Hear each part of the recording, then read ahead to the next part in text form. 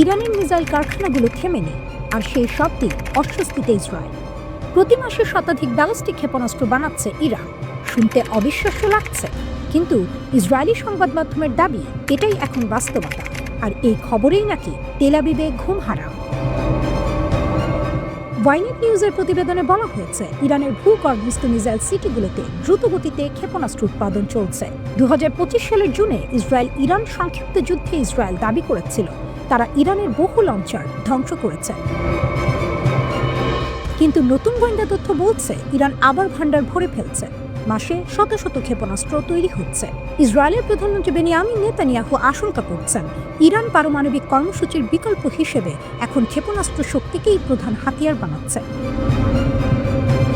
অর্থাৎ যদি পারমাণবিক ইস্যুতে চাপ আসে, তাহলে সংখ্যার জোরে মিসাইল। এই কর্মসূচির স্থপতি ছিলেন আইআরজিসির অ্যারোস্পেস ফোর্সের কমান্ডার আমির আলী হাজিজাদে। গত যুদ্ধের শুরুতেই তিনি নিহত হন, কিন্তু তার পরিকল্পনা থেমে থাকেনি, বরং ইরান আরও গতি বাড়িয়েছে। ইরান বর্তমানে সাজিল, ইমাদ এবং খোররামশার নামের দীর্ঘ পাল্লার ক্ষেপণাস্ত্র ব্যবহার করছে। এগুলো প্রায় 2500 কিলোমিটার দূরের লক্ষ্যবস্তুতে আঘাত হানতে পারে। ভাবুন, এই দূরত্ব মানে ইসরায়েলের পুরো ভূখণ্ডই তাদের রেঞ্জের মধ্যে। এমনকি মধ্যপ্রাচ্যে ছড়িয়ে থাকা মার্কিন ঘাঁটিগুলো এসব ক্ষেপণাস্ত্রে 1800 কেজি পর্যন্ত বিস্ফোরক বহন করা যায়। কঠিন তরল জ্বালানি চালিত এই মিসাইলগুলো নির্দিষ্ট পথে মহাকাশের উচ্চতায় উঠে লক্ষ্যবস্তুতে আঘাত করে। গত যুদ্ধে ইসরায়েলের আকাশ প্রতিরক্ষা ব্যবস্থা প্রায় 86% ক্ষেপণাস্ত্র ঠেকাতে পেরেছিল, কিন্তু বাকিগুলো আঘাত হানে অন্তত 29 জন নিহত হয়। অবকাঠামোগত বড় ক্ষতি হয়। এখানেই ইরানের কৌশল সংখ্যা। ইসরায়েলি সামরিক বিশ্লেষক রন বেন ইশাইয়ের মতে, ইরান জানে প্রতিরক্ষা ব্যবস্থা যত উন্নতই হোক, শত শত ক্ষেপণাস্ত্র একসঙ্গে ছোড়া হলে সব আটকানো সম্ভব নয়। কিছু না কিছু ঢুকে পড়বে। এটা এক ধরনের স্যাচুরেশন স্ট্র্যাটেজি, প্রতিরক্ষাকে সংখ্যার চাপে ভেঙে দেয়া। ইরান কেন এত জোর দিচ্ছে ক্ষেপণাস্ত্রে? কারণ তাদের মতে এটি তাদের নিরাপত্তার রক্ষা কবচ। যুক্তরাষ্ট্রের সঙ্গে আলোচনায় তাই তারা স্পষ্ট জানিয়ে দিয়েছে, ক্ষেপণাস্ত্র কর্মসূচি একটি রেড লাইন, এ নিয়ে কোনো আপোষ হবে না। আইআরজিসির কর্মকর্তারা দাবি করছেন, এই শক্তির কারণে যুক্তরাষ্ট্র সরাসরি হামলা না করে আলোচনায় ফিরেছে। অন্যদিকে ইসরায়েল চায় সম্পূর্ণ ভিন্ন কিছু। নেতানিয়াহু এখন ওয়াশিংটন সফরের প্রস্তুতি নিচ্ছেন। তিনি চাইছেন প্রেসিডেন্ট ডোনাল্ড ট্রাম্প ইরানকে কোনো ছাড় না দেন। তার যুক্তি, ইরান এখন তুলনামূলক দুর্বল অবস্থায় আছে, এটাই সময়ে তাদের ক্ষেপণাস্ত্র কর্মসূচি থামানো। ইসরায়েলের ধারণা, শুধু পারমাণবিক সমঝোতা যথেষ্ট নয়। যদি মিসাইল শক্তি অক্ষত থাকে, তাহলে হুমকি থেকেই যাবে। এদিকে ইরান অতীতেও ক্ষেপণাস্ত্র শক্তির প্রদর্শন করেছে। 2019 সালে সৌদি আরবের আরামকো তেল স্থাপনায় হামলা, 2024 সালে ইরাকের কুর্দিস্তানে তথাকথিত মোসাদ ঘাঁটিতে আঘাত। কাতার, ইরাক, পাকিস্তান বিভিন্ন জায়গায় তারা বার্তা দিয়েছে। তেহরান স্পষ্ট হুঁশিয়ারি দিয়েছে, ভবিষ্যতে কোনো আগাম সতর্কতা ছাড়াই হামলা হতে পারে। একদিকে দ্রুত ক্ষেপণাস্ত্র উৎপাদন, অন্যদিকে প্রতিরক্ষা ব্যবস্থার উন্নয়ন। উপরে কূটনৈতিক আলোচনা, নিচে সামরিক প্রস্তুতি। এই মুহূর্তে মধ্যপ্রাচ্য যেন এক বারুদের স্তূপের ওপর দাঁড়িয়ে। ইরান এবার খুব স্পষ্ট করে একটি লাল দাগ টেনে দিয়েছে। পররাষ্ট্রমন্ত্রী আব্বাস আরাকচি পরিষ্কার ভাষায় বলেছেন, ইরান তার প্রতিবেশী দেশগুলোতে আক্রমণ করতে চায় না, কিন্তু যদি যুক্তরাষ্ট্র ইরানে হামলা করে, তাহলে মধ্যপ্রাচ্যে যেখানে যেখানে মার্কিন ঘাঁটি আছে সেগুলো বৈধ লক্ষ্যবস্তু হবে। আল জাজিরাকে দেওয়া সাক্ষাৎকারে তিনি বলেন, ইরান সরাসরি আমেরিকার মূল ভূখণ্ডে আঘাত করতে পারবে না, কিন্তু ইরাক, কাতার, বাহরাইন বা অন্যান্য দেশে যেখানে মার্কিন সেনা মোতায়েন আছে সেখানে জবাব দিতে পারবে এবং দেবে। এই বক্তব্যের কেন্দ্রে আছে ইরানের পারমাণবিক কর্মসূচি। আরাকচি স্পষ্ট করেছেন, ইরান তাদের সমৃদ্ধ ইউরেনিয়াম দেশের ভেতরেই রাখবে। কত শতাংশ সমৃদ্ধ করা হবে সেটা নির্ধারণ করবে তাদের জাতীয় প্রয়োজন অনুযায়ী। তার ভাষায়, ইউরেনিয়াম সমৃদ্ধকরণ ইরানের অধিকার এবং এটি নিয়ে কোনো আপোষ হবে না। জিরো এনরিচমেন্ট অর্থাৎ একেবারেই সমৃদ্ধকরণ বন্ধ, এই প্রস্তাব তিনি সরাসরি নাকচ করেছেন। তিনি বলেন, অতীতে পারমাণবিক স্থাপনায় বোমা হামলা হয়েছে, কিন্তু তাতে ইরানের প্রযুক্তিগত সক্ষমতা মুছে যায়নি। তবে তিনি এটাও বলেছেন, সমস্যার সমাধান যুদ্ধ নয়, আলোচনা। কিন্তু সেই আলোচনা হতে হবে সম্মানজনক ও বাস্তবসম্মত। চাপ, হুমকি বা জোর জবরদস্তি দিয়ে কোনো চুক্তি সম্ভব নয়। এখন পর্যন্ত ওয়াশিংটনের সঙ্গে যোগাযোগ হয়েছে পরোক্ষভাবে এবং শুধু পারমাণবিক ইস্যুতে সীমাবদ্ধ। তিনি বলেন, আলোচনার শুরু ভালো হলেও পারস্পরিক বিশ্বাস গড়ে তুলতে সময় লাগবে। একটি বিষয় তিনি একদম পরিষ্কার করে দিয়েছেন, ইরানের ক্ষেপণাস্ত্র কর্মসূচি নিয়ে কোনো আলোচনা হবে না, এখন না, ভবিষ্যতেও না।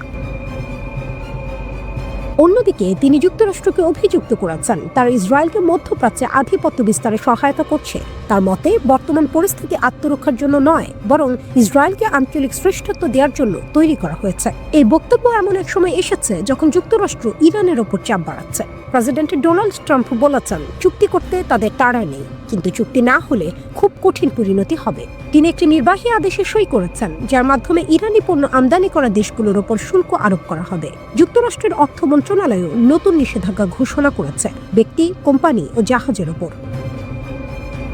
মাস্কাটে সাম্প্রতিক আলোচনায় দুই পক্ষই তাদের আগের অবস্থান থেকে সরেনি। ইরান আবারও বলেছে তারা সমৃদ্ধকরণ বন্ধ করবে না। এর মধ্যেই মার্কিন পররাষ্ট্র দপ্তর তাদের নাগরিকদের ইরান ছাড়ার পরামর্শ দিয়েছে।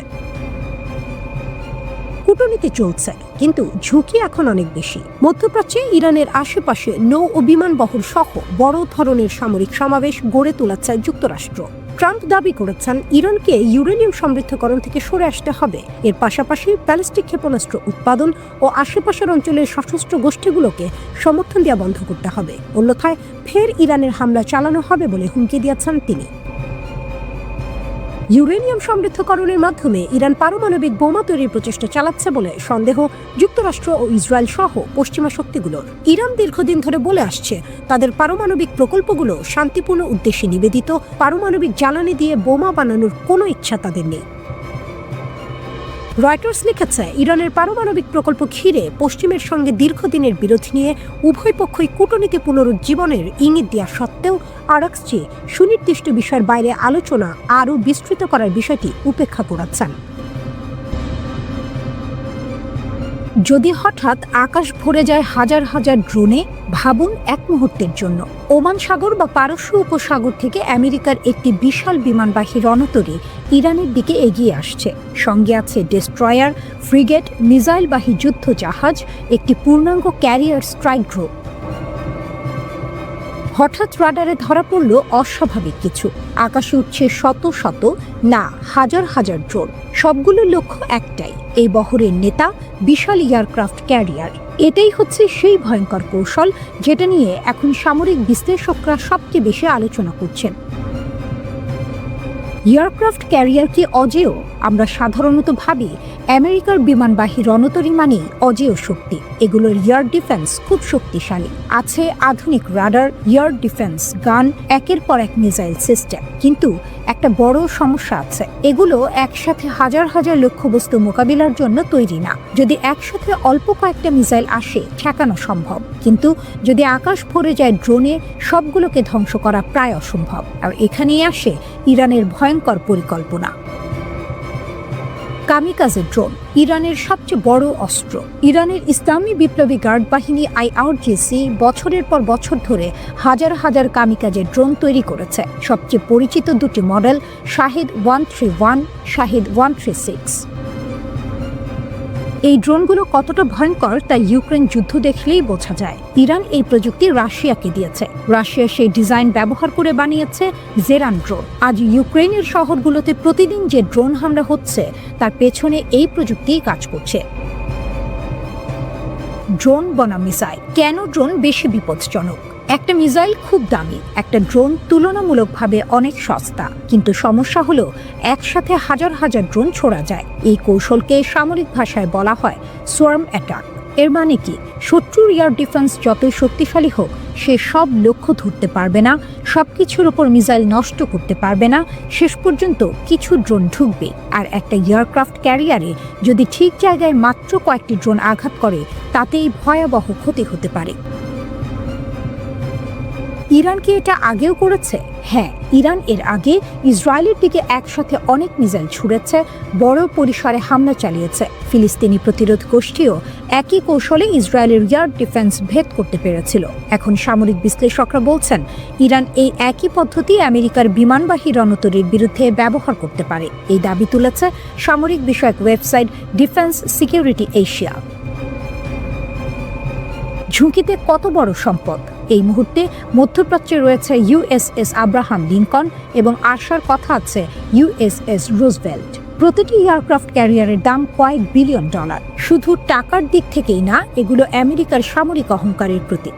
যদি ইরান কখনো একটি ক্যারিয়ার ডুবিয়ে দেয় বা মারাত্মকভাবে ক্ষতিগ্রস্ত করে, তাহলে সেটা হবে আমেরিকার জন্য ঐতিহাসিক ধাক্কা এবং ইরানের জন্য বিশাল কৌশলগত জয়। ইরানে এক সপ্তাহে ৯৯টি ভূমিকম্প, প্রকৃতির খেলা নাকি যুদ্ধের প্রস্তুতি?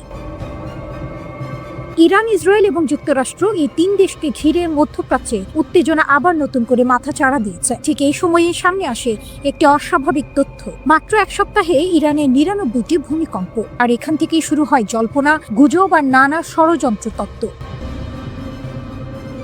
প্রশ্ন হলো, এগুলো কি স্বাভাবিক ভূমিকম্প, নাকি গোপন পারমাণবিক পরীক্ষা, নাকি যুক্তরাষ্ট্র ও ইসরায়েলের সঙ্গে সম্ভাব্য যুদ্ধের প্রস্তুতি? কি ঘটেছে ইরানে? ২০২৬ সালের ১০ থেকে ১৬ জানুয়ারি, মাত্র ৬ দিনের মধ্যে ইরানে মোট ৯৯টি ভূমিকম্প রেকর্ড করা হয়। এই ভূমিকম্পগুলোর মধ্যে ৭২টির মাত্রা ছিল ৩.০ এর আশেপাশে, ২১টি ছিল ৩ থেকে ৪ মাত্রার মধ্যে, ৫টি ছিল ৪ থেকে ৫ মাত্রার মধ্যে এবং মাত্র একটি ভূমিকম্প ছিল ৫ থেকে ৬ মাত্রার, অর্থাৎ বেশিরভাগ কম থেকে মাঝারি মাত্রার ভূমিকম্প। কোন কোন এলাকায় ভূমিকম্প হয়েছে? এই ভূমিকম্পগুলো কোনো একটি জায়গায় সীমাবদ্ধ ছিল না, বরং একাধিক প্রদেশে ছড়িয়ে পড়ে। খুসান ১৮টি, ইয়াজদ ১৩টি, কেরমান, দক্ষিণ খোরাসান প্রতিটিতে ৭টি করে। এই বিস্তৃত ভৌগোলিক ছড়ানো বিষয়টি গুরুত্বপূর্ণ, কারণ যদি এটা কোনো গোপন বিস্ফোরণ হতো, তাহলে সাধারণত একটি নির্দিষ্ট এলাকায় সীমাবদ্ধ থাকতো। ইস্পাহান কেন এত গুরুত্বপূর্ণ? এখানেই শুরু হয় রাজনৈতিক বার্তা। ইস্পাহান প্রদেশে রয়েছে ইরানের গুরুত্বপূর্ণ পারমাণবিক স্থাপনা। এই জায়গায় রয়েছে গবেষণা রিঅ্যাক্টর, পারমাণবিক ল্যাব, জ্বালানি প্রস্তুত কেন্দ্র। আর এখানেই সমস্যা। ২০২৫ সালের জুন মাসে যুক্তরাষ্ট্র দাবি করেছিল তারা ইরানের ৩টি পারমাণবিক স্থাপনায় হামলা চালিয়েছে, যার একটি ছিল ইস্পাহান। সে অভিযানের নাম ছিল অপারেশন মিডনাইট হ্যামার। তাই এখন যখন ইস্পাহানের আশেপাশে ভূমিকম্প হচ্ছে, তখন সন্দেহ আরো বেড়ে যাচ্ছে। ট্রাম্প বনাম ইরান, হত্যার হুমকি ও যুদ্ধের ভাষা। এই ভূমিকম্পের খবর এমন এক সময় এসেছে যখন রাজনৈতিক উত্তেজনা চরমে। ডোনাল্ড ট্রাম্প হুঁশিয়ারি দিয়েছেন, আমাকে হত্যা করা হলে ইরানকে পৃথিবীর মানচিত্র থেকে মুছে দেওয়া হবে। অন্যদিকে ইরান বলেছে, খামেনিকে আঘাত করলে হাত কেটে নেওয়া হবে। এ ধরনের ভাষা সাধারণত যুদ্ধের আগের সময়েই শোনা যায়। ইসরায়েলেও ভূমিকম্প আরো সন্দেহ। ১৪ জানুয়ারি ইসরায়েলে ৪.২ মাত্রার ভূমিকম্প হয়। এর কেন্দ্র ছিল ডিমোনা পারমাণবিক স্থাপনার কাছাকাছি। এই ঘটনাও নতুন প্রশ্ন তোলে। ডিমোনা ইসরায়েলের গোপন পারমাণবিক কর্মসূচির কেন্দ্র বলে মনে করা হয়। সেখানে আগে থেকেই নিরাপত্তা মহড়া চলছিল। ভূমিকম্পের পর সাইরেন বেজে ওঠে, আতঙ্ক ছড়িয়ে পড়ে।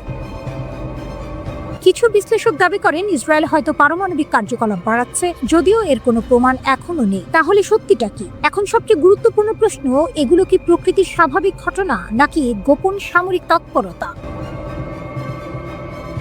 ভূতাত্ত্বিকদের মতে ইরান ও ইসরায়েল দুটোই ভূমিকম্প প্রবণ এলাকায় অবস্থিত। ছোট ছোট ভূমিকম্প একসাথে হওয়াকে বলা হয় সাইসমিক স্টর্ম। এটি অনেক সময় স্বাভাবিকভাবেই ঘটে, কিন্তু রাজনীতি যখন উত্তপ্ত থাকে, তখন প্রতিটি প্রাকৃতিক ঘটনাও রাজনৈতিক অর্থ পেয়ে যায়। কিন্তু এখন পর্যন্ত কোনো প্রমাণ নেই যে এই ভূমিকম্পগুলো পারমাণবিক পরীক্ষা বা যুদ্ধ প্রস্তুতির ফল। মধ্যপ্রাচ্যে আবারও যুদ্ধের আশঙ্কা ঘনীভূত হচ্ছে। যুক্তরাষ্ট্র, ইসরায়েল আর ইরান এই তিন পক্ষকে ঘিরে এমন এক উত্তেজনা তৈরি হয়েছে যেখানে সামান্য ভুল হিসাব থেকেই শুরু হতে পারে আরেকটি বড় যুদ্ধ। ইরানের বিপ্লবী গার্ড বাহিনী IRGC এর প্রধান commander major general Mohammad Pakpour সরাসরি সতর্কবার্তা দিয়েছেন যুক্তরাষ্ট্র ও ইসরায়েলকে। ইরানের রাষ্ট্রীয় টেলিভিশন প্রেস টিভিতে তিনি বলেন, ইরানের সেনারা এখন সর্বোচ্চ সতর্কতায় আছে আর তাদের হাত ট্রিগারে। যদি কোনো হামলা হয়, ইরান ১ সেকেন্ডও দেরি করবে না।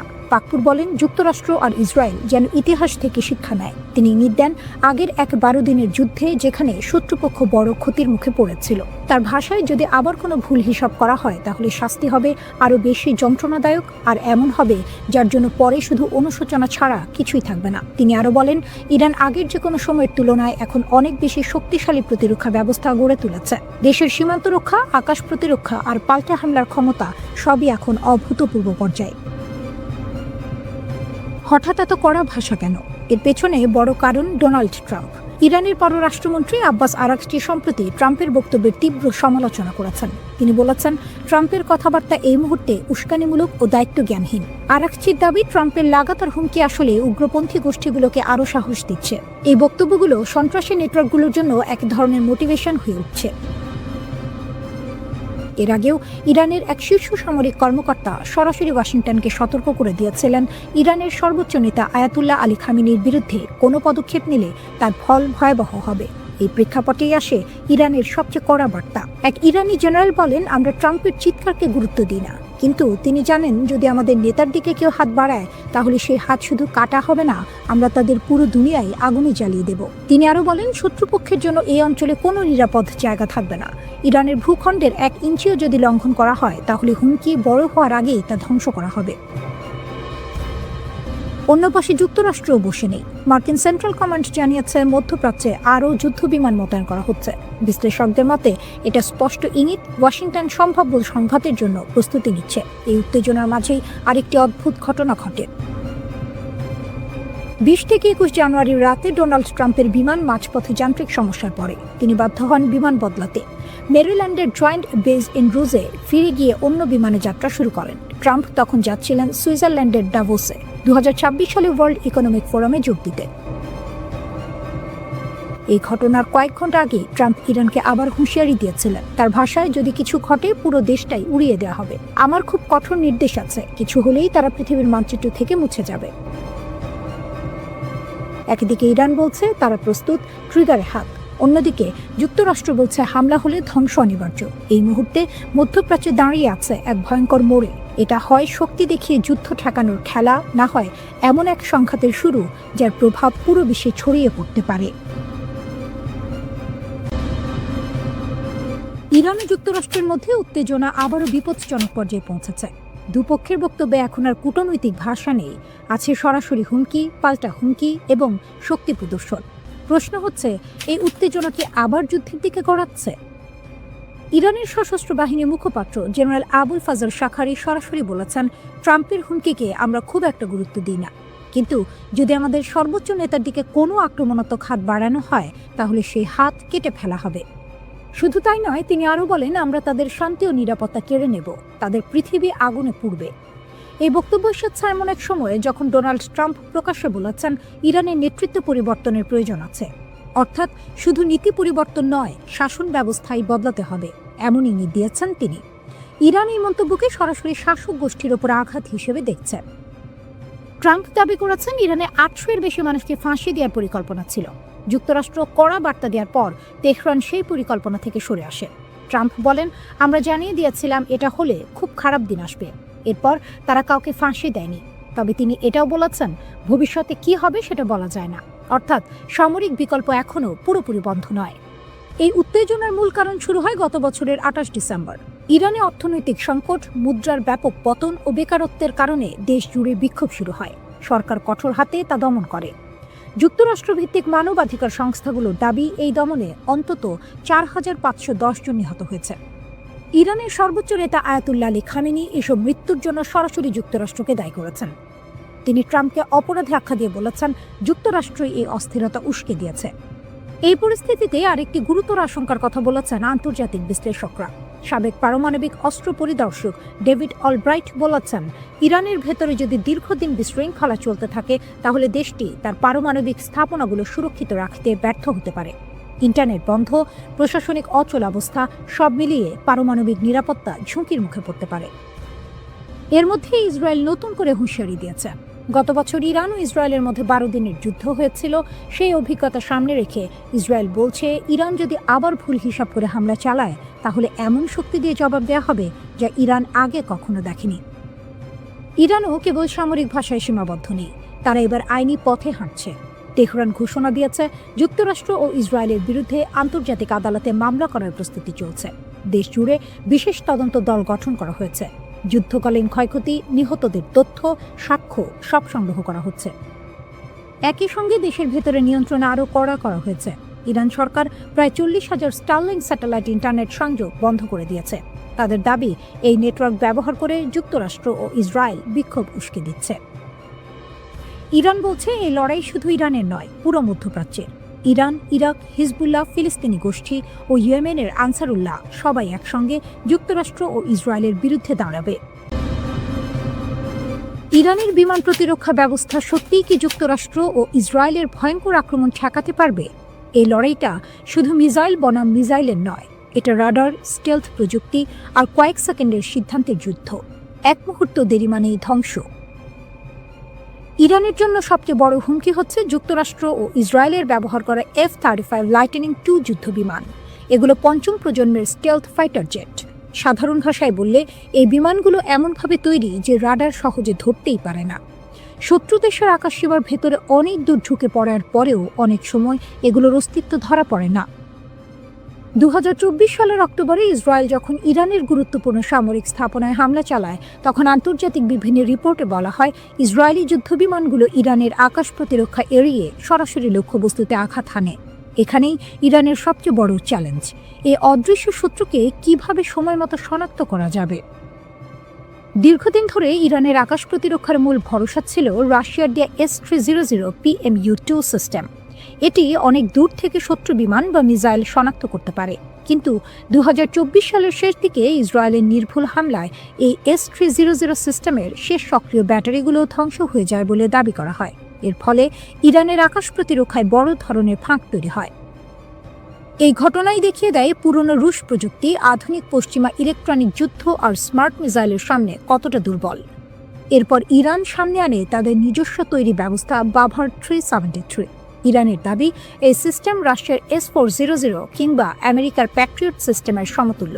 এতে ব্যবহার করা হয় সাইয়াদ 4B মিসাইল, যার পাল্লা নাকি 300 কিলোমিটারের বেশি, এবং এটি অনেক উঁচুতে থাকা লক্ষ্যবস্তু ধ্বংস করতে পারে। ইরানি কর্মকর্তারা আরও দাবি করেন বাভার 373 স্টেলথ বিমানও শনাক্ত করতে পারে। তবে বাস্তব যুদ্ধে, বিশেষ করে পূর্ণমাত্রার সংঘর্ষে এই দাবি এখনও পরীক্ষিত নয়। তবুও বর্তমানে এই সিস্টেমই ইরানের আকাশ রক্ষার মূল ভরসা। লং রেঞ্জ সিস্টেমের পাশাপাশি আছে মাঝারি পাল্লার 15তম খোরদাত প্রতিরক্ষা ব্যবস্থা। এটি একসাথে একাধিক লক্ষ্যবস্তুতে আঘাত হানতে পারে। এর রাডার প্রায় 150 কিলোমিটার দূর থেকে যুদ্ধবিমান ও ক্রুজ মিসাইল শনাক্ত করতে সক্ষম। সবচেয়ে বড় সুবিধা হলো এটি খুব দ্রুত অবস্থান বদলাতে পারে, ফলে শত্রুর জন্য এটিকে টার্গেট করা কঠিন হয়ে যায়। কিন্তু সমস্যা এখানেই শেষ নয়। আজকের যুদ্ধে শুধু ওপর দিয়ে আসা বিমান নয়, নিচু দিয়ে উড়ে আসা ক্রুজ মিসাইলও ভয়ঙ্কর হুমকি। এগুলো রাডার এড়িয়ে পাহাড়, ভবনের আড়াল ধরে এগোয়। এসব ঠেকাতে ইরান ব্যবহার করছে টর M1 এবং আজারাক নামের স্বল্প পাল্লার প্রতিরক্ষা ব্যবস্থা। কিন্তু যদি একসাথে অনেক মিসাইল ছোড়া হয়, তাহলে এই সিস্টেমগুলো চাপ সামলাতে ব্যর্থ হতে পারে। আরেকটি বড় দিক হলো, আধুনিক যুদ্ধ শুধু অস্ত্রের নয়, চোখ অন্ধ করার যুদ্ধ। যুক্তরাষ্ট্র ও ইসরায়েলের রয়েছে অত্যাধুনিক ইলেকট্রনিক ওয়ারফেয়ার প্রযুক্তি, যা রাডার জ্যাম বা বিভ্রান্ত করতে পারে। ইরান এর জন্য অ্যান্টি জ্যামিং প্রযুক্তিতে বিনিয়োগ করেছে। ইরানের পাশে রাশিয়া শক্ত ঢাল নাকি নীরব চাল? সামনে কি করবে যুক্তরাষ্ট্র ও ইসরায়েল? ইরানের চারপাশে চাপ বাড়ছে। যুক্তরাষ্ট্রের যুদ্ধ বিমানবাহী রণতরী এগিয়ে যাচ্ছে অঞ্চলের দিকে, আর ঠিক এই সময়েই ইরানের পাশে শক্ত ঢালের মতো দাঁড়িয়ে গেছে রাশিয়া। প্রশ্ন উঠছে, ইরানকে রক্ষা করতে ঠিক কি করেছে মস্কো, আর এর জবাবে যুক্তরাষ্ট্র ও ইসরায়েল কি করতে পারে? ইরান অভ্যন্তরীণ আন্দোলন, অর্থনৈতিক সংকট আর আন্তর্জাতিক চাপ সবকিছু একসঙ্গে মোকাবিলা করেছে। এই সুযোগেই মার্কিন প্রেসিডেন্ট ডোনাল্ড ট্রাম্প একাধিকবার ইরানের বিরুদ্ধে সামরিক হামলার হুমকি দিয়েছেন, কিন্তু হঠাৎ করেই সেই সিদ্ধান্ত আপাতত স্থগিত রাখা হয়েছে। এটা কি শান্তির ইঙ্গিত, নাকি বড় ঝড় আসার আগের নিস্তব্ধতা? এই প্রশ্ন আরও জোরালো হয় যখন যুক্তরাষ্ট্র হঠাৎ করে কাতারে অবস্থিত তাদের সবচেয়ে গুরুত্বপূর্ণ সামরিক ঘাঁটি আল উদেইদ থেকে কিছু উচ্চ পর্যায়ের কর্মকর্তাকে সরিয়ে নেয়। এই সিদ্ধান্তের পরই ইরানে উত্তেজনা ছড়িয়ে পড়ে, কারণ দীর্ঘদিন ধরে ট্রাম্প প্রশাসন ইরানের বিরুদ্ধে সরাসরি সামরিক হামলার কথা বলে আসছিল। এদিকে সৌদি আরব, কাতার, মিশর সহ একাধিক উপসাগরীয় দেশ যুক্তরাষ্ট্রকে স্পষ্ট বার্তা দিয়েছে ইরানে হামলা হলে পুরো মধ্যপ্রাচ্য আগুনে জ্বলে উঠবে। শুধু তাই নয়, এর বড় ধাক্কা আসবে মার্কিন অর্থনীতিতেও।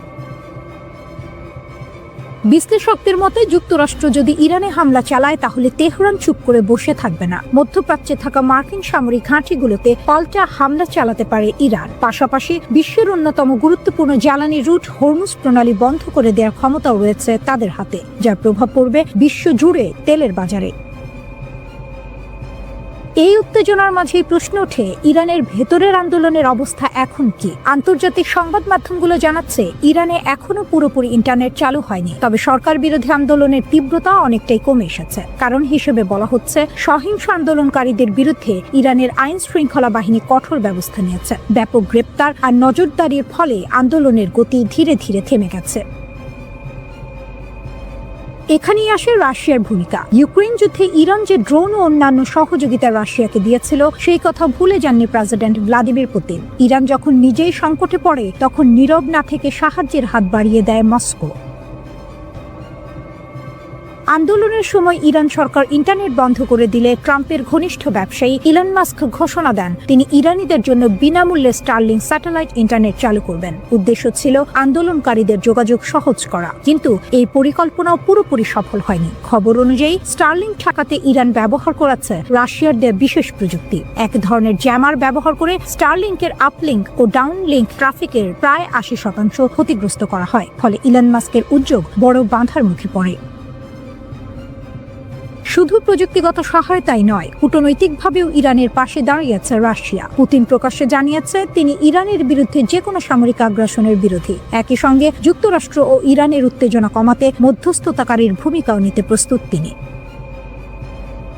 সবচেয়ে গুরুত্বপূর্ণ বিষয় হলো রাশিয়া ও ইরানের মধ্যে থাকা কৌশলগত সামরিক ও অর্থনৈতিক চুক্তি। এই চুক্তির মাধ্যমে দীর্ঘমেয়াদে ইরানকে সহায়তা দেওয়ার প্রতিশ্রুতি দিয়েছে মস্কো। আয়াতুল্লাহ আলী খামেনির নেতৃত্বাধীন ইরানের সঙ্গ থেকে সরে আসার কোনো ইঙ্গিত এখনো দেননি পুতিন। সব মিলিয়ে বলা যায়, রাশিয়া সরাসরি যুদ্ধে নামেনি, কিন্তু প্রযুক্তি, কূটনীতি ও কৌশলগত অবস্থান দিয়ে ইরানের জন্য এক ধরনের নীরব ঢাল তৈরি করেছে।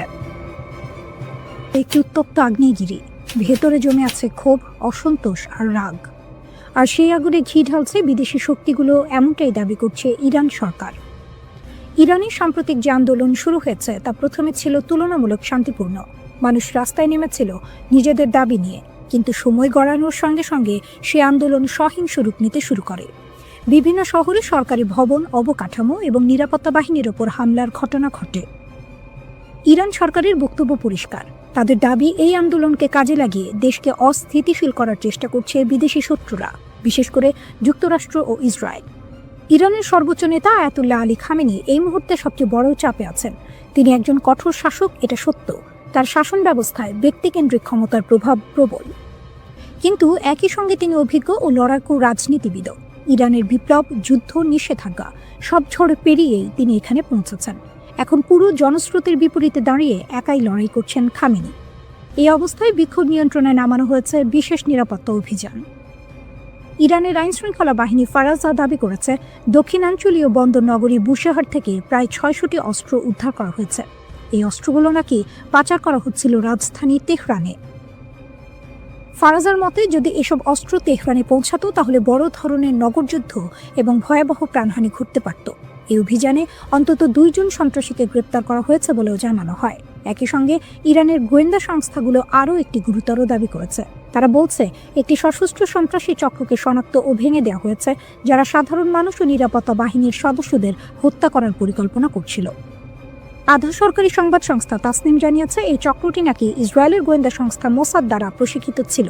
তাদের নগরযুদ্ধের বিশেষ প্রশিক্ষণ দেওয়া হয়েছিল। ইরানি গণমাধ্যমের দাবি অনুযায়ী এই সন্ত্রাসীরা সাম্প্রতিক বিক্ষোভকে ঢাল হিসেবে ব্যবহার করে রাজধানীর বিভিন্ন এলাকায় সশস্ত্র হামলা চালায়। তাদের হাতে ছিল AK-47 রাইফেল, শর্টগান এবং অন্যান্য আগ্নেয়াস্ত্র।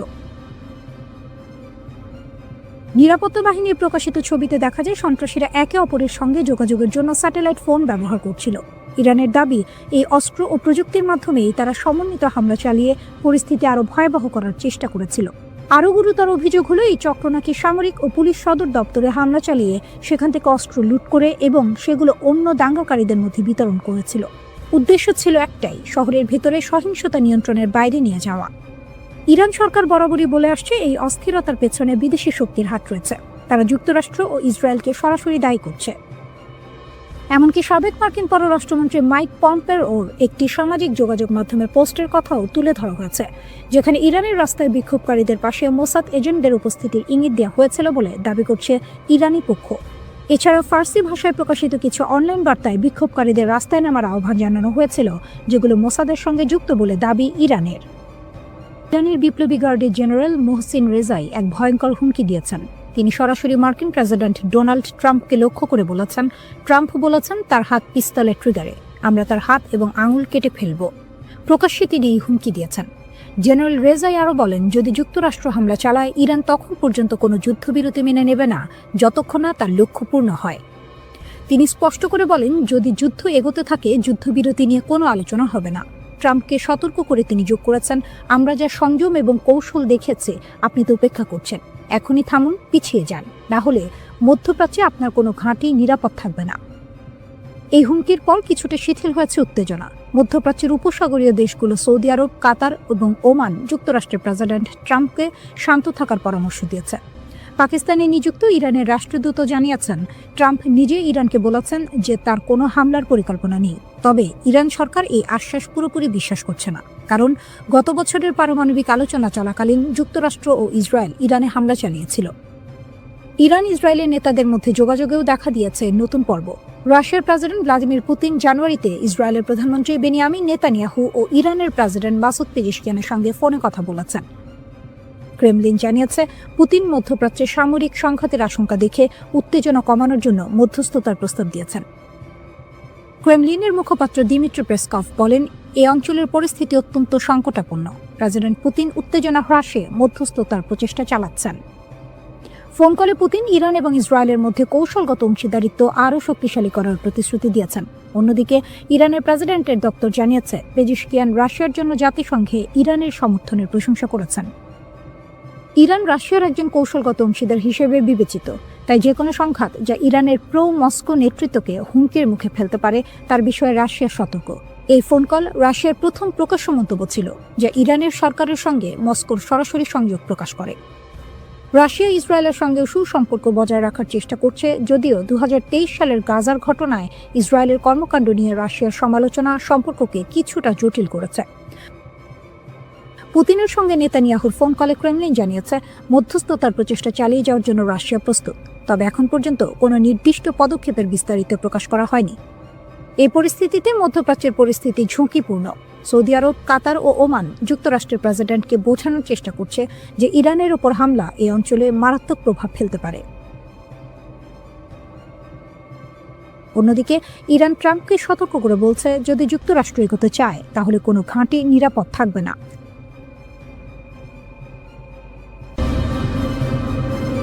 মধ্যপ্রাচ্য যেন বারুদের স্তূপ, একটু হাওয়া লাগলেই বিস্ফোরণ। ঠিক সেই মুহূর্তে এক আঞ্চলিক শক্তি স্পষ্ট করে লাইন টেনে দিল। সেই দেশটি হল তুরস্ক। ইরানকে ঘিরে যখন উত্তেজনা চরমে, যুক্তরাষ্ট্রের প্রেসিডেন্ট ডোনাল্ড ট্রাম্প প্রকাশ্যে ইরানের বিক্ষোভকারীদের সমর্থন জানাচ্ছেন, তখন তুরস্ক বলছে, ইরানের বিরুদ্ধে কোনো সামরিক অভিযান আমরা সমর্থন করি না, একদমই না। তুরস্কের পররাষ্ট্রমন্ত্রী হাকান ফিদান সরাসরি সতর্ক করে বলেছেন, শক্তি ব্যবহার করলে সংকট কমবে না, বরং আরও গভীর হবে। তার ভাষায়, ইরানের সমস্যার সমাধান ইরানের ভেতর থেকেই আসতে হবে, বাইরে থেকে বোমা বা হুমকি দিয়ে নয়। ইরানে যদি বাইরের শক্তি সামরিক হস্তক্ষেপ করে তাহলে কি হবে? তুরস্ক বলছে, পুরো অঞ্চলটাই অস্থিতিশীল হয়ে পড়বে। হাকান ফিদান পরিষ্কার করে বলেছেন, আমরা চাই সমস্যার সমাধান হোক সংলাপের মাধ্যমে। ইরানে ব্যাপক অস্থিরতা হলে সেটা এই অঞ্চলের সহ্য ক্ষমতার বাইরে চলে যাবে, তাই আমরা কূটনৈতিক চেষ্টা চালিয়ে যাব। যুক্তরাষ্ট্র ও ইরান মধ্যস্থতাকারী হোক বা সরাসরি আলোচনায় নিজেদের মধ্যে বিষয়টা মেটা। এই বক্তব্যটা খুব গুরুত্বপূর্ণ, কারণ তুরস্ক শুধু মুখে মুখে নয়, বাস্তব কূটনীতিতেও মধ্যস্থতার ভূমিকা নিতে চায়। অন্যদিকে তেহরানও চুপ নেই। ইরানের পররাষ্ট্রমন্ত্রী আব্বাস আরাকচি জাতিসংঘে চিঠি দিয়ে বলেছেন, ইরানের অভ্যন্তরীণ বিষয়ে যে কোনো বিদেশি হস্তক্ষেপ তারা প্রত্যাখ্যান করে। তার দাবি, শান্তিপূর্ণ বিক্ষোভকে বাইরে থেকে নাশকতার দিকে ঠেলে দেওয়া হচ্ছে। তিনি যুক্তরাষ্ট্রের মানবাধিকার বিষয়ক বক্তব্যেরও কড়া সমালোচনা করেছেন। ইরানের বার্তা স্পষ্ট, দেশের সার্বভৌমত্ব ও সীমান্ত রক্ষায় তারা কোনো ছাড় দেবে না। এই উত্তেজনার মধ্যেই আরেকটি নীরব কিন্তু গুরুত্বপূর্ণ ঘটনা ঘটেছে। একসময়ের চরম প্রতিদ্বন্দ্বী ইরান ও সৌদি আরব আঞ্চলিক নিরাপত্তা নিয়ে আলোচনা করছে। দুই দেশের পররাষ্ট্রমন্ত্রীদের বৈঠক ইঙ্গিত দিচ্ছে মধ্যপ্রাচ্যের রাজনীতিতে নতুন সমীকরণ তৈরি হচ্ছে। চীন প্রকাশ্যে যুক্তরাষ্ট্রের সমালোচনা করেছে। বেজিং বলছে, কোনো দেশের অভ্যন্তরীণ বিষয়ে হস্তক্ষেপ আন্তর্জাতিক আইনের লঙ্ঘন। তাদের মতে, জাতিসংঘ সনদের ভিত্তিতে গড়া আন্তর্জাতিক আইনই বৈশ্বিক ব্যবস্থার মূল স্তম্ভ। শক্তিধর দেশগুলো যদি এই আইন মানতে ব্যর্থ হয়, তাহলে পৃথিবী আবার জঙ্গলের আইনে ফিরে যাবে। রাশিয়াও একই সুরে কথা বলছে। রুশ পররাষ্ট্রমন্ত্রী সের্গেই ল্যাভরভ বলেছেন, যুক্তরাষ্ট্র নিজেরাই যে আন্তর্জাতিক ব্যবস্থা গড়েছিল, এখন তারাই সেটাকে ভেঙে ফেলছে। তিনি স্পষ্ট করে জানিয়েছেন, ইরান ও রাশিয়ার সম্পর্ক কোনো তৃতীয় পক্ষ ভাঙতে পারবে না। বুশেহর পারমাণবিক বিদ্যুৎ কেন্দ্র থেকে শুরু করে উত্তর দক্ষিণ করিডোর এই সহযোগিতা দীর্ঘমেয়াদী। এই মুহূর্তে তুরস্ক, চীন, রাশিয়া তিন দেশই বলছে, যুদ্ধ নয়, সংলাপই শেষ রাস্তা। কিন্তু ইতিহাস বলে, উত্তেজনার সময় সবচেয়ে কঠিন কাজটাই হলো শান্ত থাকা। এদিকে ইরানে হামলার হুমকির মধ্যে মধ্যপ্রাচ্যে বিমানবাহী রণতরী পাঠাচ্ছে যুক্তরাষ্ট্র। মার্কিন প্রতিরক্ষা দপ্তর পেন্টাগনের নির্দেশে বিমানবাহী রণতরী USS আব্রাহাম লিঙ্কন এবং এর সঙ্গে থাকা স্ট্রাইক গ্রুপ দক্ষিণ চীন সাগর থেকে মধ্যপ্রাচ্যের দিকে যাত্রা শুরু করেছে।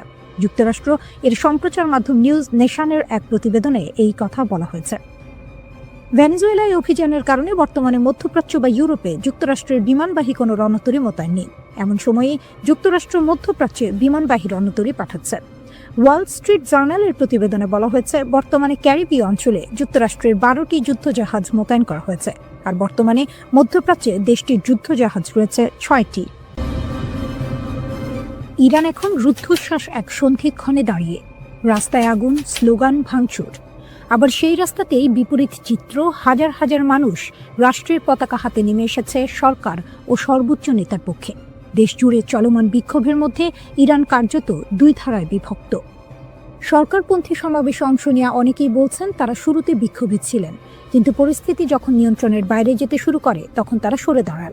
তাদের ভাষায় এটা আর প্রতিবাদ নেই, এটা বিশৃঙ্খলা। সেই বিশৃঙ্খলার মুখে তারা নিজেদের দায়িত্ব মনে করছেন দেশকে রক্ষা করা।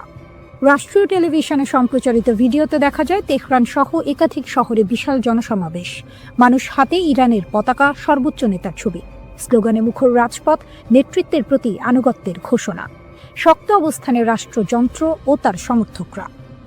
এই অভ্যন্তরীণ উত্তেজনার মধ্যেই আন্তর্জাতিক মাত্রা যোগ করেছে ওয়াশিংটন।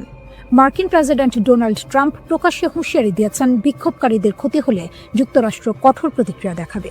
তিনি দাবি করেছেন, পরিস্থিতি খুব কাছ থেকে পর্যবেক্ষণ করা হচ্ছে। এর আগেও ট্রাম্প ইঙ্গিত দিয়েছিলেন, সহিংসতা বাড়লে যুক্তরাষ্ট্র বিক্ষোভকারীদের পাশে দাঁড়াতে পারে।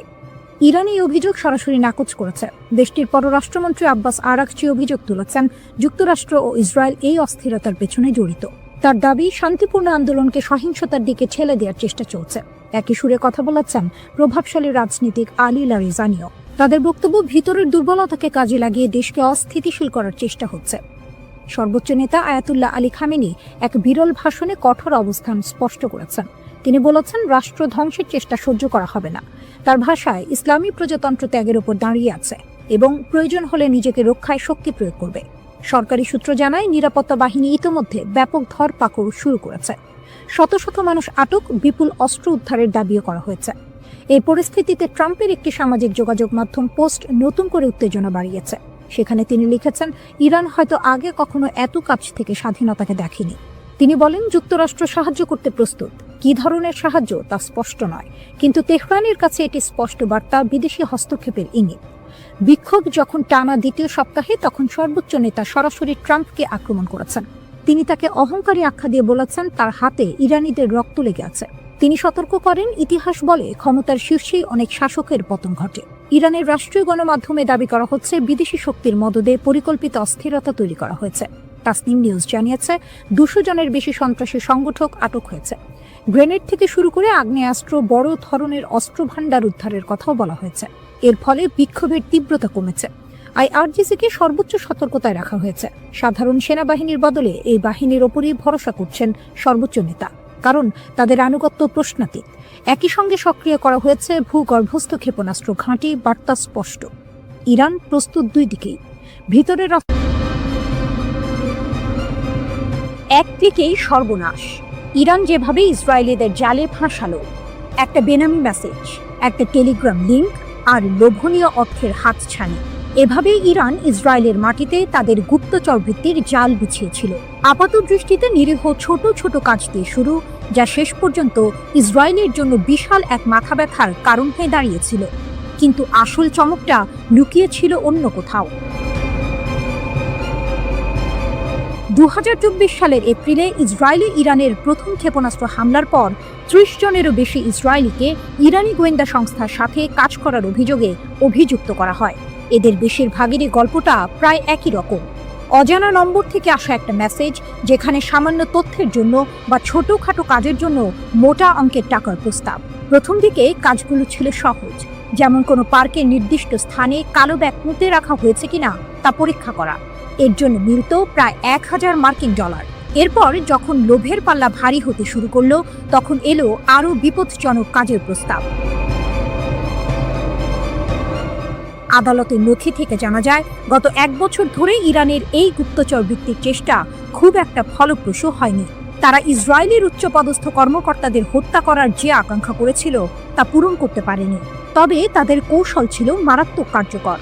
এত বেশি ইসরায়েলি সাধারণ অভিযান চালাতে রাজি ছিল যে কৌশলগতভাবে গুরুত্বপূর্ণ স্থানগুলির তথ্য সংগ্রহের জন্য গুপ্তচর বৃত্তি অভিযান সফল হতে পারত, যা পরবর্তীতে ইরানি ব্যালিস্টিক ক্ষেপণাস্ত্রের লক্ষ্যবস্তুতে পরিণত হতো।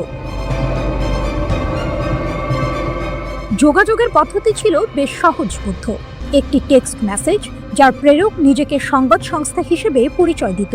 মেসেজে প্রায়শই যুদ্ধ সম্পর্কিত তথ্য চাওয়া হতো এবং বলা হতো, আমরা তা কিনতে প্রস্তুত।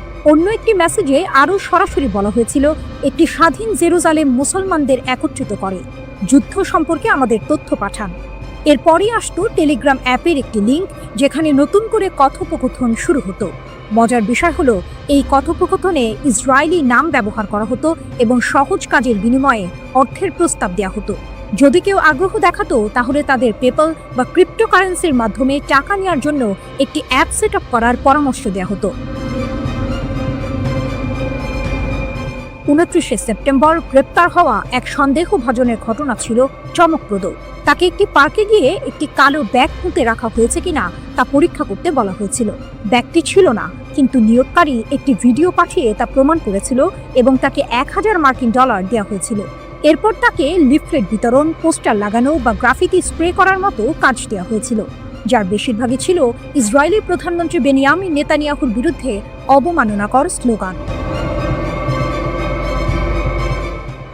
এরপর এলো আরও সংবেদনশীল কাজ, ছবি তোলা। আজারবাইজান বংশোদ্ভূত এক ইসরায়েলিকে দেশের বিভিন্ন স্পর্শকাতর স্থাপনার ছবি তোলার জন্য ভাড়া করা হয়েছিল। এমনকি এই কাজকে সে পারিবারিক ব্যবসায় পরিণত করেছিল। সে তার আত্মীয়দের হাইফা বন্দরের সুবিধাগুলোর ছবি তুলতে সাহায্য করেছিল, যা পরে ইরানি ক্ষেপণাস্ত্রের আঘাতে ক্ষতিগ্রস্ত হয়। 72 বছর বয়সী মরতে চাই মতি মামান এর ঘটনাটি ছিল আরও নাটকীয়। তার অর্থের প্রয়োজন ছিল এবং তুরস্কের 2 ব্যবসায়ী ভাইয়ের মাধ্যমে তার পরিচয় হয় এডি নামের এক ইরানি ব্যবসায়ীর সাথে। এডি শুকনো ফল এবং মশলা আমদানি করত। মামানকে সাইপ্রাস হয়ে সামান্দাগে উড়ে যেতে বলা হয়। এরপর তাকে তুরস্কের ইউকসেকোভা শহরে নিয়ে যাওয়া হয়, যেখানে সে একটি হোটেলে ছিল। এডি মামানকে জানায় যে ইসরায়েলিদের ইরানে পাচার করার একটি উপায় আছে। মামান রাজি হয় এবং একটি ট্রাকে লুকিয়ে ইরানে প্রবেশ করে। সেখানে এডি এবং একজন দ্বিতীয় ইরানি কর্মকর্তা মামানের সাথে একটি বিলাসবহুল হোটেলে দেখা করে এবং 3টি কাজের জন্য তাকে $1000 প্রস্তাব দেয়। ইসরায়েলের নির্দিষ্ট স্থানে টাকা বা বন্দুক রেখে আসা, জনাকীর্ণ স্থানে ছবি তোলা এবং অন্যান্য এজেন্টদের হুমকি দেয়া, যারা শত্রুতাপূর্ণ মিশন পরিচালনার জন্য ইরান থেকে তহবিল পেয়েছিল, কিন্তু আসলে তাদের মিশন সম্পাদন করেনি।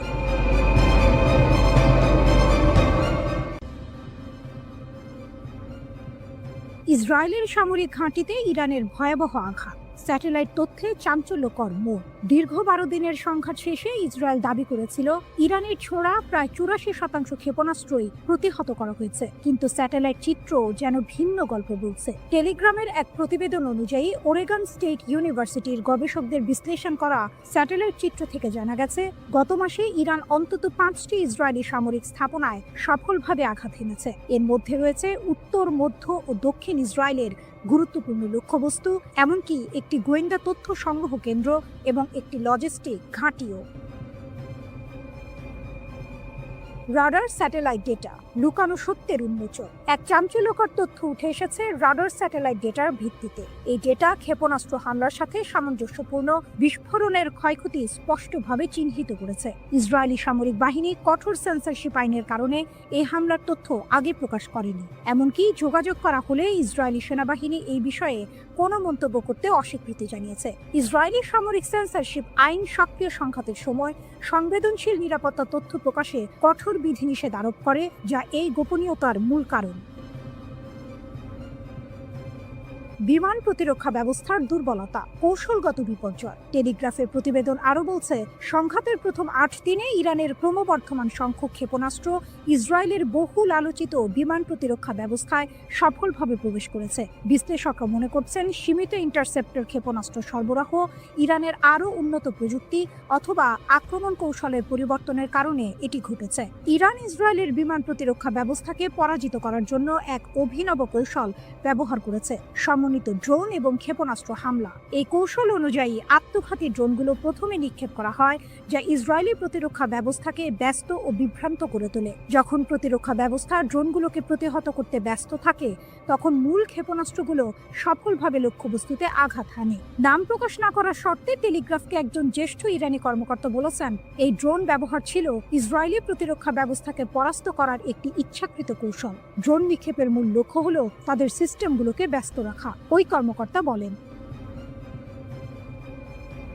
সংঘাতের অপ্রত্যাশিত বাঁক, ইরানের প্রতিশোধ ও মার্কিন যুক্তরাষ্ট্রের হস্তক্ষেপ। 13 জুন ইসরায়েলি সরকার ইরানের বিরুদ্ধে বেআইনি আগ্রাসন শুরু করে, যার ফলে অনেক জ্যেষ্ঠ কমান্ডার, পারমাণবিক বিজ্ঞানী এবং সাধারণ নাগরিক নিহত হন।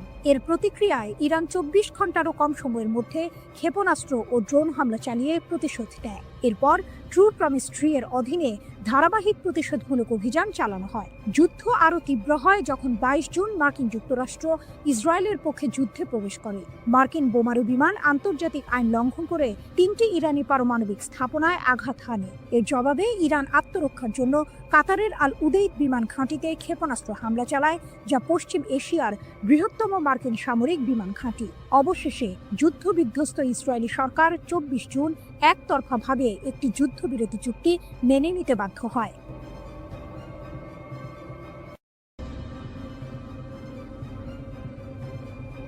ভয়ঙ্কর এক সংবাদের শিরোনাম, কিন্তু তার ভেতরের কথা আরো গভীর। ইরান বলছে তারা এখনো কোনো ক্ষেপণাস্ত্রের শহরের দরজা খোলেনি। এর মানে কি? এর মানে হলো তাদের আসল আঘাত করার ক্ষমতা এখনো অব্যবহৃত।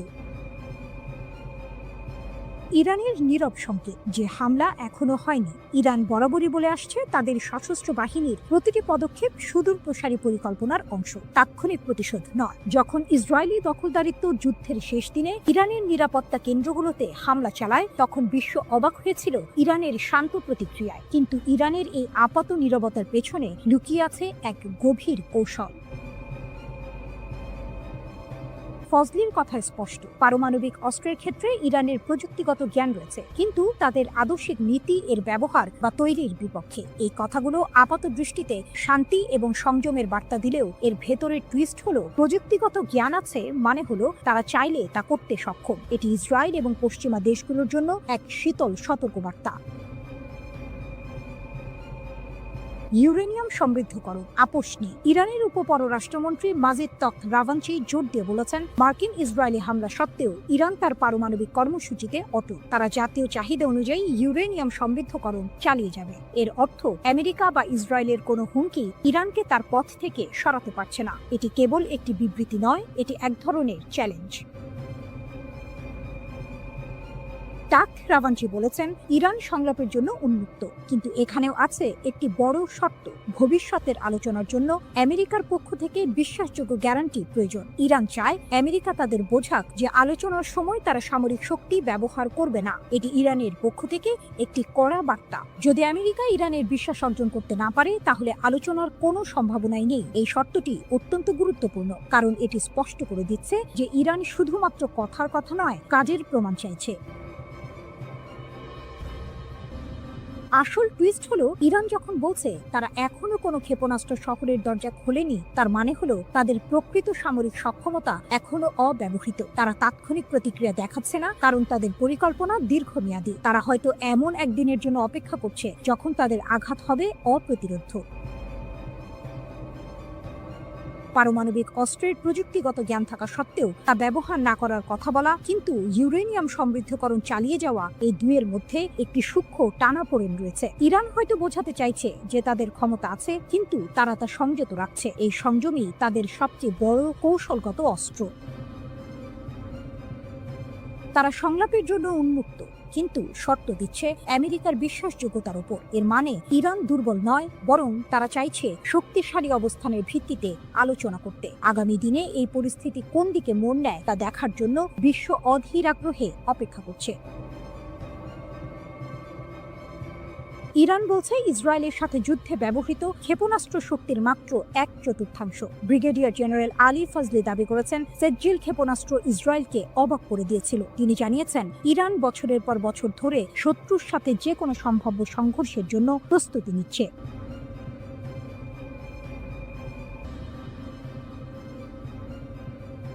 ইসরায়েলের কপালে চিন্তার ভাঁজ। ইরান নাকি এবার ধ্বংসাত্মক আর অভূতপূর্ব জবাব দেবে। ইরানের নতুন হুঁশিয়ারি। ইসরায়েলের কপালে কি আছে? মধ্যপ্রাচ্যের রাজনীতিতে আবারও উত্তাপ ছড়িয়েছে। ইরানের শীর্ষ সামরিক কর্মকর্তারা ইসরায়েলের বিরুদ্ধে কড়া হুঁশিয়ারি দিয়েছেন। ভবিষ্যতে কোনো আগ্রাসন চালালে ইরান নাকি জোরালোভাবে লড়াই করবে। তাদের কথা শুনে মনে হচ্ছে এবার পরিস্থিতি আরও গুরুতর হতে চলেছে। ইরানের শীর্ষ সামরিক কমান্ডার মেজর জেনারেল আমির হাতামি জোর দিয়ে বলেছেন যে ইরানের সেনাবাহিনী যে কোনো আগ্রাসনের বিরুদ্ধে কঠিন লড়াই করবে এবং নিজেদের সার্বভৌমত্ব রক্ষা করবে। তিনি গর্ব করে বলেছেন, ইসরায়েলি আগ্রাসনের বিরুদ্ধে ইরানের বিমান প্রতিরক্ষা সফলভাবে প্রতিরোধ করেছে। এমনকি তিনি দাবি করেছেন, ইরানি জনগণ এবং সশস্ত্র বাহিনী আক্রমণের মুখে ঐক্যবদ্ধ ছিল এবং তাদের লক্ষ্য থেকে কখনো পিছপা হয়নি। এই দাবি যদি সত্যি হয়, তাহলে ইসরায়েলের জন্য এটা একটা বড় দুশ্চিন্তার কারণ হতে পারে। ধ্বংসাত্মক ও অভূতপূর্ব প্রতিশোধের হুমকি। আইআরজিসি এর মুখপাত্র ব্রিগেডিয়ার জেনারেল আলী মোহাম্মদ নাইনি আরও এক ধাপ এগিয়ে সতর্ক করেছেন, ভবিষ্যতে যে কোনো হুমকির ক্ষেত্রে ইরান ধ্বংসাত্মক এবং অভূতপূর্ব প্রতিক্রিয়া জানাবে। তার মানে কি, এতদিন যা দেখেছি তা কিছুই নয়? ইরান কি সত্যিই এমন কিছু করে দেখাবে যা বিশ্ব আগে কখনো দেখেনি? যুক্তরাষ্ট্রের হামলা যুদ্ধের গতি বদলেছে কি?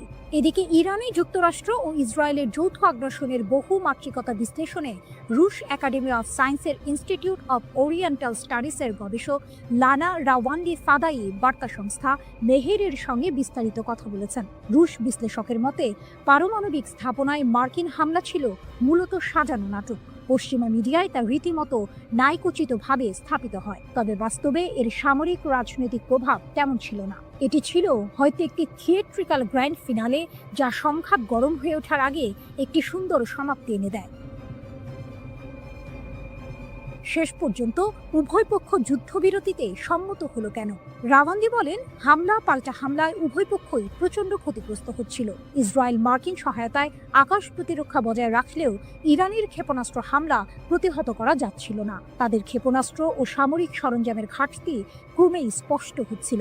এর মাঝে ইরানের হরমুজ প্রণালী বন্ধের হুমকি ও ইয়েমেনি হুথিদের যুক্তরাষ্ট্রের বিরুদ্ধে চুক্তি বাতিল যুদ্ধকে আরও বিস্তৃত করে ফেলতে পারত। এই ঝুঁকি ট্রাম্প প্রশাসনকে একটি দ্রুত সমাপ্তি চাওয়ার দিকে ঠেলে দেয়। এছাড়া রাশিয়া, চীন, কাতার, তুরস্ক, আজারবাইজান সহ একাধিক দেশ কূটনৈতিক চাপ সৃষ্টি করে। ইরানের প্রতিশোধমূলক ক্ষেপণাস্ত্র হামলায় তেল আবিবের দক্ষিণে রিহোবেজ শহরে ইসরায়েলের বিখ্যাত সামরিক সংশ্লিষ্ট গবেষণাগার বাইসমান ইনস্টিটিউট অফ সায়েন্স পুরোপুরি ধ্বংস হয়ে গেছে। ইরানের সরকারি টেলিভিশন চ্যানেল প্রেস টিভির এক প্রতিবেদনে এর বিস্তারিত তুলে ধরা হয়েছে। এতে বলা হয়েছে, সামরিক শিল্প কমপ্লেক্সের সঙ্গে নিবিড়ভাবে যুক্ত ইসরায়েলি শাসন ব্যবস্থার বৈজ্ঞানিক ও সামরিক গবেষণার মূল ভিত্তি হিসেবে গড়ে ওঠা এই প্রতিষ্ঠানটি এখন কার্যত অচল ও বিধ্বস্ত। ইসরায়েলি সংবাদ মাধ্যমের তথ্য অনুসারে ইরানের সুনির্দিষ্ট এই হামলাকে ভুল করে আক্রমণ হিসেবে দেখা হচ্ছে না, বরং এর লক্ষ্য ছিল পদার্থবিদ্যা, বায়োটেকনোলজি ও কৃত্রিম বুদ্ধিমত্তা সহ সামরিক গবেষণার গুরুত্বপূর্ণ এই কেন্দ্রটিকে গুঁড়িয়ে দেয়া।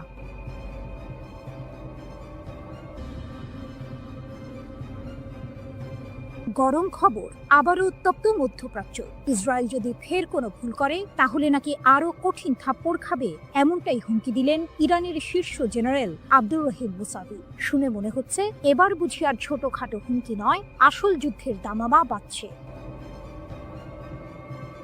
লেবাননের একটি টিভি চ্যানেলে দেওয়া সাক্ষাৎকারে ইরানের সশস্ত্র বাহিনীর প্রধান major general Abdur Rahim Musavi সরাসরি হুমকি দিয়েছেন ইসরায়েলকে। তার কথা পরিষ্কার, গত মাসে ইসরায়েল আর আমেরিকার হামলার জবাবে ইরান নাকি তাদের সব শক্তি ব্যবহার করেনি, অর্থাৎ যা হয়েছে তা নাকি ছিল শুধু ট্রেলার। যদি ইসরায়েল আবার একই ভুল করে তাহলে ইরান জাতি আর তাদের সেনাবাহিনী নাকি ইসরায়েলকে আরও কঠিন থাপ্পড় দেবে।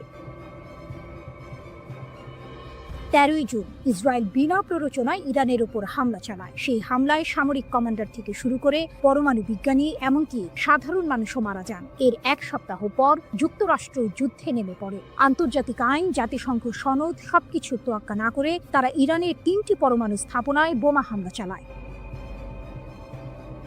যখন ইসরায়েল আর যুক্তরাষ্ট্র হামলা চালাচ্ছে তখন কি ইরান চুপচাপ বসেছিল? মোটেও না। প্রতিশোধ হিসেবে ইরানের সশস্ত্র বাহিনী ইসরায়েলের দখলে থাকা কৌশলগত স্থাপনাগুলোতে আঘাত হানে। এখানেই শেষ নয়, পশ্চিম এশিয়ার সবচেয়ে বড় মার্কিন সামরিক ঘাঁটি কাতারের আল উদেইদ মার্কিন ঘাঁটিকেও তারা টার্গেট করে। এটা শুনে নিশ্চয়ই অনেকেই অবাক হচ্ছেন। ইরান এতদিন ধরে শুধু হুমকি দিয়ে আসছিল, কিন্তু এবার তারা সরাসরি পাল্টা হামলা চালিয়েছে। 24 জুন ইরান সফলভাবে প্রতিশোধমূলক অভিযান চালিয়ে ইসরায়েল এবং যুক্তরাষ্ট্রের হামলা বন্ধ করতে সক্ষম হয়। শীর্ষ জেনারেলের দাবি, ইসরায়েল নাকি যুদ্ধবিরতির জন্য অনুরোধ করতে বাধ্য হয়েছিল যাতে তারা নিজেদের গুছিয়ে নিতে পারে। এই তথ্য যদি সত্যি হয় তাহলে পরিস্থিতি কিন্তু আরো ঘোলাটে, কারণ এতদিন আমরা যা জেনে এসেছিলাম তার চেয়ে আসল চিত্রটি হয়তো আরো ভিন্ন।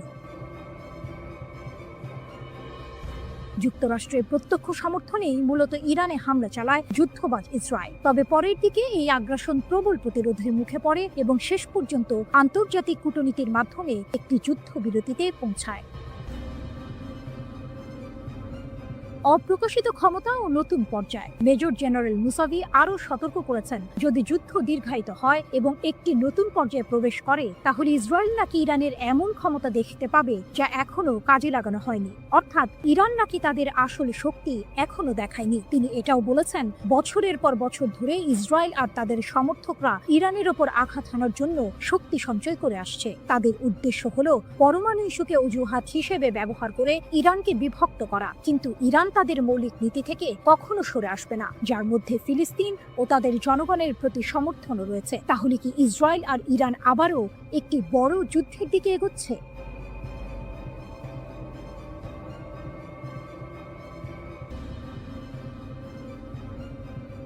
ইরান স্পষ্ট জানিয়ে দিয়েছে ইসরায়েলের সঙ্গে তাদের পরবর্তী সংঘাত হবে চূড়ান্ত সংঘর্ষ। রাশিয়ার সংবাদ মাধ্যম আরটিকে দেয়া এক সাক্ষাৎকারে ইরানের একটি সূত্র এই তথ্য নিশ্চিত করেছে। এই ঘোষণা মধ্যপ্রাচ্যে নতুন করে উত্তেজনার পারদ চড়িয়ে দিয়েছে, কারণ ইরান বিশ্বাস করে তারা এখন ইসরায়েলের দুর্বলতা সম্পর্কে ওয়াকিবহাল এবং তাদের হাতে এমন উন্নত ক্ষেপণাস্ত্র রয়েছে যা ইসরায়েলের আকাশ প্রতিরক্ষা ব্যবস্থাকে সহজেই ভেদ করতে পারে।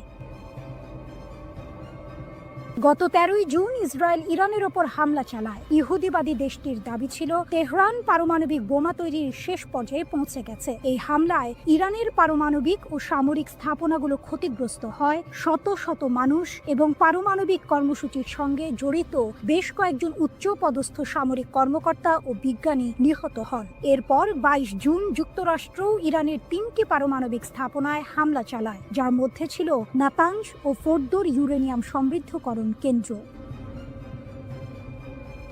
তেহরান অবশ্য বরাবরই সামরিক উদ্দেশ্যে পারমাণবিক কর্মসূচি পরিচালনার অভিযোগ অস্বীকার করে আসছে। পাল্টা জবাব হিসেবে ইরান কামিকাজে ড্রোন ও ক্ষেপণাস্ত্র হামলা চালায়, যা সরাসরি ইসরায়েল ও কাতারে অবস্থিত যুক্তরাষ্ট্রের আল উদেইদ বিমান ঘাঁটিতে আঘাত হানে। 12 দিনব্যাপী এই সংঘাত শেষ হয় যুক্তরাষ্ট্রের মধ্যস্থতায় হওয়া এক যুদ্ধবিরতির মাধ্যমে, যা এখনও কার্যকর রয়েছে। ইসরায়েলের দুর্বলতা উন্মোচিত। আরটিকে দেওয়া মন্তব্যে তেহরানের সূত্রটি জানায়, সাম্প্রতিক উত্তেজনার সময় ইরান ইসরায়েলি শাসনের দুর্বলতা শনাক্ত করতে পেরেছে। এটি একটি চাঞ্চল্যকর দাবি, যা ইসরায়েলের প্রতিরক্ষা সক্ষমতা নিয়ে প্রশ্ন তুলেছে। সূত্রটি আরও দাবি করে যে ইরানের কাছে এখনও নতুন প্রজন্মের হাজার হাজার ক্ষেপণাস্ত্র রয়েছে এবং যুদ্ধ শুরু হলে প্রতিদিন অন্তত কয়েকশো ক্ষেপণাস্ত্র ইসরায়েলের দিকে ছোঁড়া হবে। যদি এই দাবি সত্য হয়, তাহলে ইসরায়েলের আকাশ প্রতিরক্ষা ব্যবস্থার জন্য এটি এক বিশাল চ্যালেঞ্জ হবে। এমনকি উন্নত আয়রন ডোমও এত সংখ্যক ক্ষেপণাস্ত্র মোকাবিলায় কতটা সফল হবে তা নিয়ে সন্দেহ থেকেই যায়।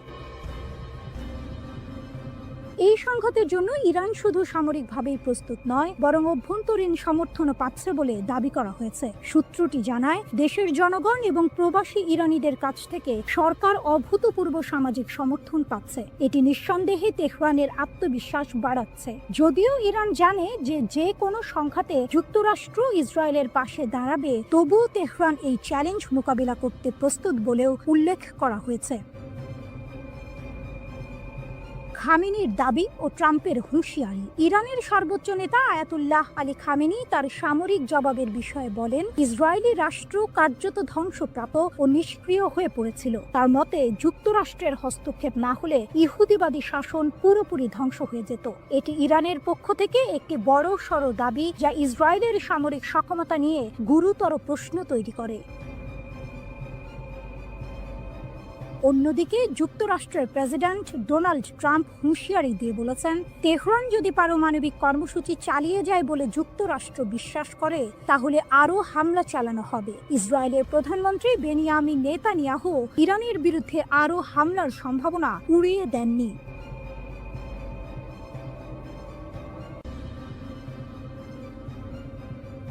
মোসাদ এজেন্টদের জালে ইরান, বিপুল অস্ত্রসহ গ্রেপ্তার 50। মাত্র 2 সপ্তাহে ইরান 50 জন মোসাদ এজেন্টকে গ্রেপ্তার করে বিশ্বকে চমকে দিয়েছে। ইরানের Islamic Revolutionary Guard Corps IRGC দক্ষিণ পূর্বাঞ্চলীয় সিস্তান ও বালুচেস্তান প্রদেশে এই এজেন্টদের আটক করেছে। শুধু তাই নয়, তাদের কাছ থেকে মার্কিন তৈরি অত্যাধুনিক অস্ত্রশস্ত্র ও সামরিক সরঞ্জাম জব্দ করা হয়েছে। IRGC জানিয়েছে, এই এজেন্টরা ইরানের গুরুত্বপূর্ণ অবকাঠামো এবং অর্থনৈতিক কেন্দ্রগুলোতে নাশকতামূলক কর্মকাণ্ড চালানোর পরিকল্পনা করছিল। অস্ত্র পাচারের বিশাল চেষ্টা ব্যর্থ, 22,000 গুলিসহ আটক 3। এই ঘটনার পাশাপাশি ইরানের পশ্চিম লোরেস্তান প্রদেশের পুলিশ সামরিক গোলা বারুদের একটি বিশাল পাচার চক্র ভেঙে দিয়েছে। পোল-ই দোখতার শহরে একটি অভিযানে 22,000-এরও বেশি কালাশনিকভ গুলি জব্দ করা হয়েছে এবং 3 জন সন্দেহভাজনকে গ্রেপ্তার করা হয়েছে। লোরেস্তানের পুলিশ প্রধান ব্রিগেডিয়ার জেনারেল ইয়াহিয়া এলাহি জানিয়েছেন, পুলিশ গোয়েন্দা ইউনিটগুলো একটি মহাসড়কে 2টি গাড়ির সন্দেহজনক কার্যকলাপ লক্ষ্য করে এই অভিযান শুরু করে। পাচারকারীরা পালিয়ে যাওয়ার চেষ্টা করলেও পুলিশ গুলি চালিয়ে তাদের গাড়ি নিষ্ক্রিয় করে এবং সফলভাবে তাদের আটক করে। ধারণা করা হচ্ছে, এই গোলাবারুদ ইরানের পশ্চিমাঞ্চল থেকে লোড করে দেশের দক্ষিণাঞ্চলে পাচারের উদ্দেশ্যে ছিল, যা একটি বৃহত্তর অস্ত্র পাচার নেটওয়ার্কের অংশ। ইসরায়েলের ষড়যন্ত্র নসর, অভ্যন্তরীণ নিরাপত্তা জোরদার। 13 জুন ইরানে ইসরায়েলি হামলার পর থেকে ইরান তাদের অভ্যন্তরীণ নিরাপত্তা জোরদার করেছে এবং বিভিন্ন প্রদেশে গুপ্তচরদের বিরুদ্ধে কঠোর ব্যবস্থা নিচ্ছে। ইরানের বিচার বিভাগের মুখপাত্র আসগর জাহাঙ্গীর ঘোষণা করেছেন, ইসরায়েলি শত্রু ভাবাপন্ন কর্মী এবং গুপ্তচরদের একটি নেটওয়ার্কের মাধ্যমে ইরানের অভ্যন্তরীণ নিরাপত্তাকে ক্ষতিগ্রস্ত করার চেষ্টা করছিল। তাদের লক্ষ্য ছিল সামরিক হামলার পাশাপাশি দেশে বিশৃঙ্খলা ও নাশকতামূলক কর্মকাণ্ড চালানো। জাহাঙ্গীর দৃঢ়তার সাথে বলেছেন যে বিচার বিভাগীয় এবং নিরাপত্তা সংস্থাগুলোর সিদ্ধান্তমূলক পদক্ষেপের কারণে এই সমস্ত ষড়যন্ত্র ব্যর্থ করা হয়েছে। তিনি আরও জানান, বিশ্বাসঘাতকদের বিচার করতে এবং ইসরায়েলের সাথে যুক্ত ভার্চুয়াল অ্যাকাউন্টগুলো ট্র্যাক করার জন্য প্রদেশগুলোতে বিশেষ বিচার বিভাগীয় শাখা খোলা হয়েছে।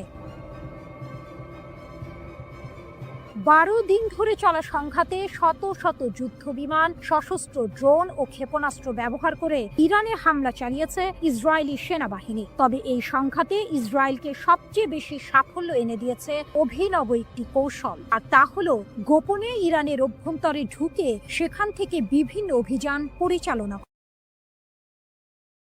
স্থিরতা ও বাইরের চাপ মোকাবিলায়।